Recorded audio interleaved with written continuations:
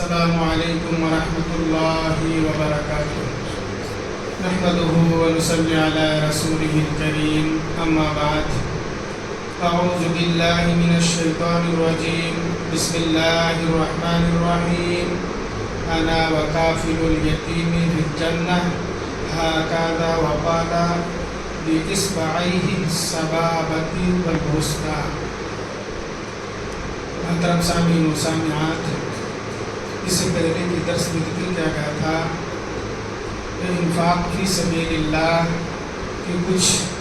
اقسام ہے، کچھ طریقہ ہے، اور سب سے پہلا طریقہ یہ ذکر کیا گیا تھا کہ مسجد کی تعمیری کام کی جائے، مسجد کی آباد میں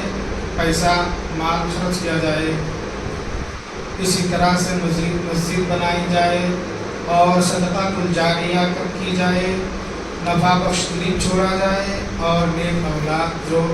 مرنے کے بعد دعا کرے۔ محترم سامعین و سامعات، اسی طرح سے یتیموں کی کفالت کرنا، یعنی یتیموں کی ذمہ داری نبھانا، یتیموں کی پرورش کرنا، ان کی دیکھ بھالی کرنا، اور جو لوگ یتیموں کی دیکھ بھالی کرتا ہے، ان کی پرورش کرتا ہے، وہ کل قیامت کے دن جنت میں رسول اللہ صلی اللہ علیہ وسلم کے ساتھ ہوں گے، جیسا کہ صحیح بخاری کی حدیث ہے۔ حضرت سہل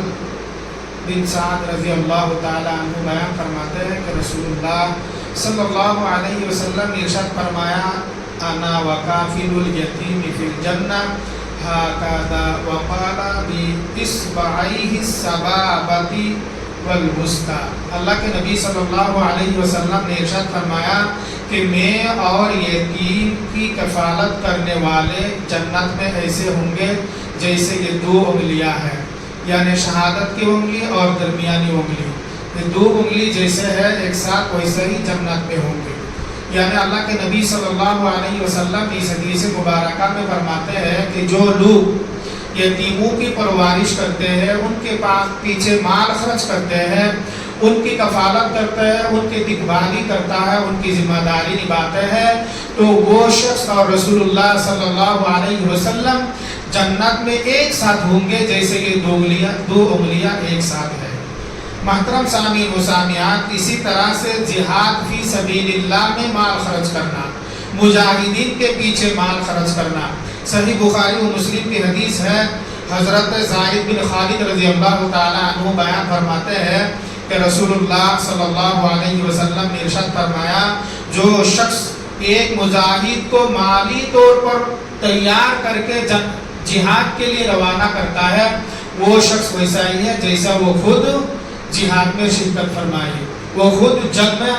شریک ہوئی۔ اسی طرح سے اگر کوئی شخص کسی مجاہد کے گھر میں رہے اور خیر و بھلائی کے ساتھ اس گھر کی دیکھ بھالی کرے، تو وہ شخص بھی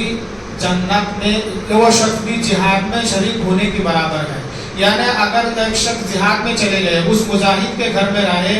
اور اس گھر میں خیر و بھلائی کے ساتھ دیکھ بھالی کیے، تو وہ شخص بھی